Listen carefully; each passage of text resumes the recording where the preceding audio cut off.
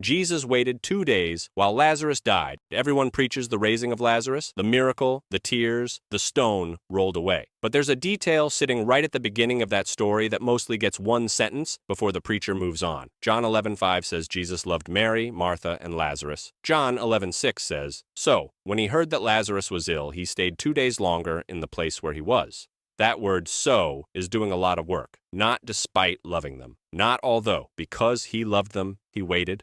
By the time Jesus arrives, Lazarus has been in the tomb 4 days. Martha meets him on the road and says, "Lord, if you had been here, my brother would not have died." John 11:21.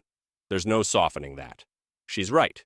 He could have come sooner. He chose not to, and she knew it, and she still calls him Lord in the same breath, which is one of the most quietly powerful displays of faith in the Gospels. Jesus had already told the disciples in John 11:4, "This illness does not lead to death. It is for the glory of God." He knew the ending before the delay began. The wait wasn't uncertainty. It wasn't distance. It was architecture. Jewish tradition held that the soul hovered near the body for 3 days after death. 4 days meant no one could claim Lazarus had merely been unconscious. The delay made the miracle impossible to argue with. No loopholes, no alternative explanations, nothing left to question. Romans 8:28 says, "And we know that for those who love God, all things work together for good." All things, including the delays, including the silences, including the moments that feel like God stayed 2 days too long. Most of us have a Lazarus situation, something we've prayed over and watched die anyway, while God seemed nowhere close. The story of Lazarus doesn't promise God will always show up before the worst happens. It promises something harder and better, that what he's building sometimes requires the tomb.